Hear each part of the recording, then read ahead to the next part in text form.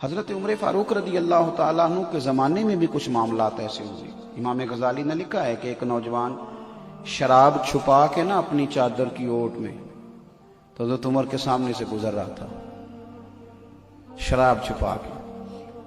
میں اکثر کہتا ہوں کہ آج بھی کوئی منع کرنے والا ہو تو لوگ منع ہونے کو تیار تو ہیں، پر ہم منع کرنے کو تیار نہیں ہوتے. اگر ہمارے کہنے پہ بڑی بڑی محفلیں ہو سکتی ہیں تو ہمارے کہنے پہ داڑھی بھی پوری ہو ہی سکتی ہے، لیکن ہم کہتے ہی نہیں، مزاج ہی نہیں، اس طرف لاتے ہی نہیں.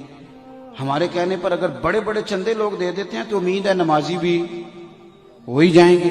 توجہ دلانے کی حضرت عمر کے زمانے میں بھی یہ مسئلہ ہوا.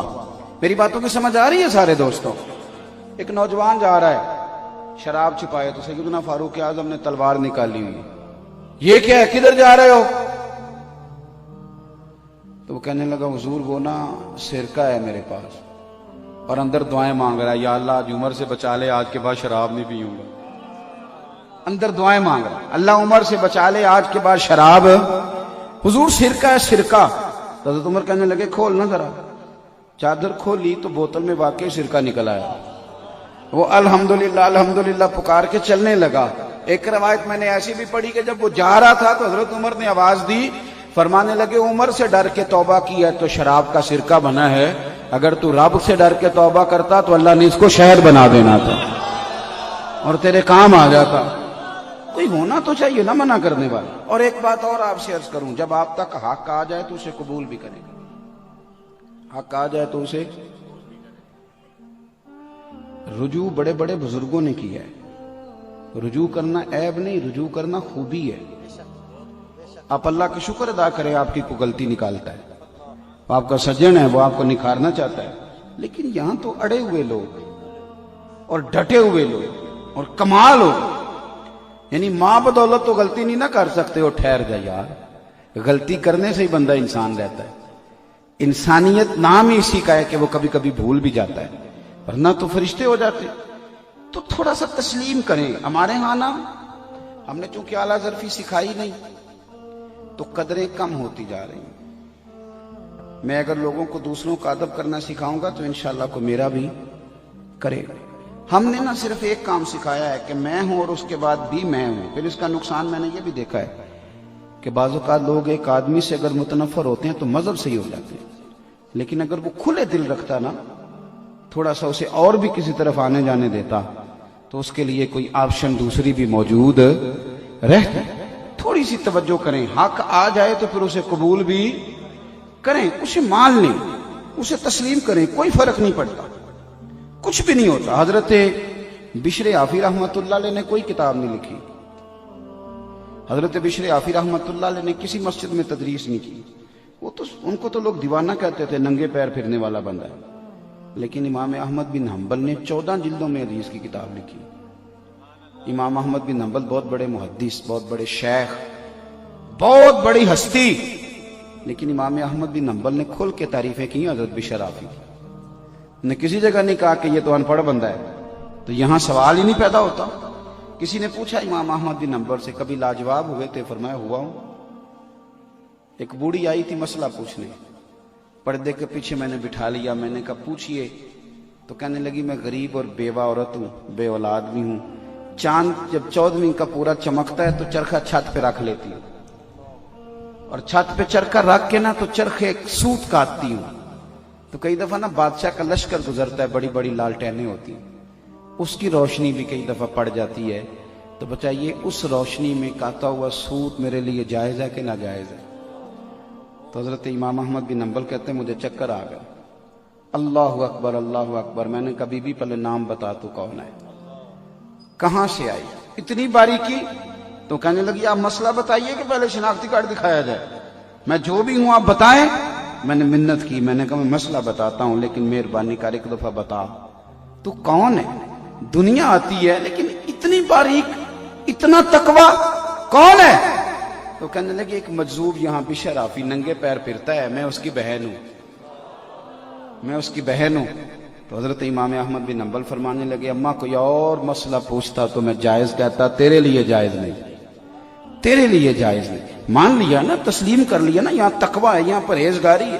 لیکن ہم لوگوں نے تو ایک لسٹ پکڑی ہوئی ہے، یہ جاہل ہے، یہ فاضل فارغ ہے، یہ پاگل ہے، ایک لسٹ ہے، آپ لے لیں، سویرے لے لیں کتنے بندوں کو، اور پھر آج آ کے بچوں گا کون؟ صرف میں، اس سے آگے کوئی مزید بندہ ٹھیک نہیں بچتا۔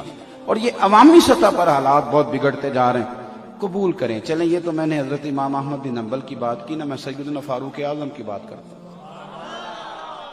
ایسا نہیں کہ بندہ کچا ہے، نہ حضور نے فرمایا عمر کی زبان پر تو رب نے حق جاری فرما دیا، فاروق جو کہہ دیں اللہ اس کے مطابق قرآن نازل کر دیتا ہے۔ امام سیوطی نے ان آیات کی تفصیل لکھی ہے جو حضرت عمر کی رضا کے مطابق نازل ہو گئی، لیکن حضرت عمر کے سامنے ایک بی بی لائی گئی، اس نے زنا کیا، سیاستہ میں روایت، حضرت فاروق اعظم نے حد جاری کر دی، فرمایا لے جاؤ اسے سنسار کرو یا کوڑے مارو۔ صحابہ لے کے جا رہے ہیں، مولا علی شیر خدا آ گئے، کہاں لے کے جا رہے ہو؟ حضور اس پر حضرت عمر نے حد لگائی ہے، فرمایا عمر کو تم نے بتایا تھا کہ یہ تو بیچاری دیوانی ہے،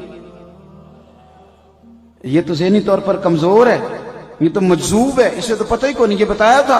حضور نہیں، فرمایا عمر نے پوچھا تھا؟ حضور نہیں، فرمایا چلو واپس چلو۔ حق قبول کریں، حضرت مولا علی شیر خدا واپس لائے، فرمایا عمر فیصلہ کرتے ہو پوری بات کیوں نہیں پوچھتے؟ آپ نے کہا لی کیا ہوا؟ فرمایا تم نے اس عورت پہ حد لگائی، حضور لگائی، فرمایا تمہیں پتہ ہے یہ مجذوب ہے، دیوانی ہے، مرفوع قلم ہے، اس پر حد نہیں لگتی۔ عرض کی کہ حضرت عمر فاروق فرمانے لگے مجھے تو پتہ ہی نہیں، تو آپ فرمانے لگے پہلے پتہ کیا کرنا پھر معاملہ طے کیا کر۔ تو حضرت عمر نے کوئی بہانہ نہیں کیا، بہانے بھی ہوتے ہیں نا، انہاں مینوں صحیح نہیں گل دسی، اے بندے نے مینوں انج کیا سی، کوئی بہانہ نہیں لگایا۔ عمر نیچے اترے اور سجدے میں گر گئے، یا اللہ عمر کو معاف کر دے، یا اللہ عمر کو معاف کر دے۔ اور پھر چمکتے ہوئے جملے سیدنا فاروق اعظم کے فرمانے لگے لوگو آج اگر علی نہ ہوتا تو عمر ہلاک ہو جاتا، آج اگر علی نہ ہوتا تو عمر ہلاک ہو جاتا۔ بات کو سمجھیں، آپ قبول کریں، اگر آپ تک شکر کریں، حق اگر کسی تک آ گیا حق کو مانیں اور ڈٹنا سیکھیں اور حق بات کہنا سیکھیں اور کہیں آپ حق بات۔ یزید وہ والا نظام لے کے آ رہا تھا جو دبئی میں ہے،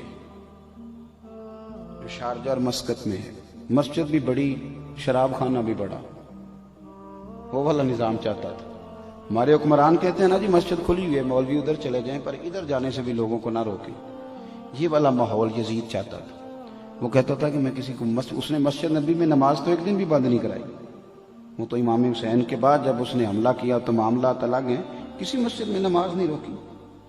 وہ تو یہ چاہتا تھا کہ تھوڑی مرضی بھی کرنے دو، تو امام علی مقام نے فرمایا یہ نظام مصطفیٰ ہے، اس نظام میں مرضی مصطفیٰ کریم کی چلے گی، تیری نہیں چلے گی۔ لوگ کہتے ہیں کہ یزید نے فلانی شے کا حکم نہیں دیا، تو میں نے کہا چلو اتنا ہی مان لو کہ یزید نے عبید اللہ ابن زیاد کو گورنر تو بنایا تھا کہ نہیں؟ یہ تو کہا تھا کہ نہیں کہ حسین کو کوفے میں داخل نہ ہونے دینا، یہ تو کہا تھا نا میری بیعت لینا۔ تو آپ کس طرح اسے اس کی صفائی پیش کرتے ہیں؟ اس بدبخت نے تو یہ سارے کارنامے کیے۔ اور پھر امام علی مقام رضی اللہ تعالیٰ عنہ اگر اس مقام پر تھوڑی دیر کے لیے بھی اس ظالم کی، فاسق اور فاجر کی بیعت کر لیتے، اچھی طرح میری بات سمجھ لینا، تو آج سارے حکمرانوں کے لیے دروازہ کھل جاتا، سب کے لیے کھل جاتا دروازہ۔ لوگ کہتے ہیں کہ جناب ہم نہیں مسلمان، مولوی صاحب آپ زیادہ عاشق رسول ہیں۔ میں نے کہا تو نرا مسلمان ہے، تو یزید تو جامع مسجد دمشق کا خطیب تھا، وہ تو جمعے پڑھاتا تھا، وہ تو پگڑی داڑھی والا تھا، وہ تو بڑے بڑے خطبے دیتا تھا۔ لیکن امام حسین نے فرمایا نری تیری اچھی اچھی باتوں سے بات نہیں بنے گی، نظام مصطفیٰ پہ پورا پورا چلنا پڑے گا، تجھے وہ کردار بھی دکھانا پڑے گا جو اصل کام ہے۔ پھر چیزیں بلیک میل کرتی ہیں انسان کو، ہم انسان ہیں، کمزور پڑ جاتے ہیں۔ نبی پاک صلی اللہ علیہ وسلم نے فرمایا اولاد آدمی کو بزدل کر دیتی، بڑی جگہوں پہ انسان کمزور پڑتا ہے۔ یہ وطن چھوڑنا ایک بہت بڑا مشکل کام ہے۔ کرائے کے مکان سے عورتیں جب نکلتی ہیں تو روتی ہوئی نکلتی ہیں، کرائے کا مکان ہوتا ہے پر روتی ہوئی وہاں سے باہر آتی ہیں۔ میرے بھائی امام حسین کو مدینہ چھوڑنا پڑا، اور آپ کو ایک بات بتاؤں، ایک قربانی امام حسین کی سنو۔ مدینے میں امام حسین رہتے تو بہت بڑا لشکر بنتا امام حسین۔ حضرت عثمان غنی رضی اللہ تعالیٰ عنہ کو لوگوں نے کہا تھا کہ یہ مٹھی بھر لوگ ہیں جنہوں نے آپ کے گھر کا محاصرہ کیا ہوا ہے, آپ ہمیں اجازت دیں, ہم انہیں قتل کر دیں. پتہ ہے حضرت عثمان غنی نے کیا فرمایا؟ فرمانے لگے نبی پاک صلی اللہ علیہ وسلم نے فرمایا تھا ایک مینڈا ہوگا, ایک بکرا, جس کی وجہ سے مدینے میں خون بہے گا. فرمایا میری جان جاتی ہے تو جائے, میں مصطفیٰ کے مدینے میں خون نہیں بہنے دوں گا. حضرت امام حسین رضی اللہ تعالیٰ عنہ کی پہلی قربانی یہ ہے کہ انہوں نے مدینے میں کسی قسم کی کوئی کسی کو بدامنی کرنے کی اجازت, وہاں سے نکلے سیدھے جا سکتے تھے مینا. 8 ذی الحج کو زور کی نماز حاجی مینا میں پڑھتے ہیں, جاتے بڑا لشکر بن جاتا, لیکن امام حسین نے فرمایا میں حج کے اجتماع کو بھی اس کام کی نظر کرنے نہیں دوں گا. قربانی دی. امام حسین کربلا میں آئے, اپنی بھوک سہی جاتی ہے, بچوں کی نہیں سہی جاتی. اور امام حسین کے بچے 3 دن بھوکے پیاسے رہے. ساری باتوں کو وہ جانتے تھے, انہیں پتا تھا کہ جنہوں نے مجھے روک لیا ان کے ارادے کوئی ٹھیک نہیں. بڑی تکلیف سہی. ہمارے ملک میں 65% لوگ ڈپریشن کے مریض ہیں.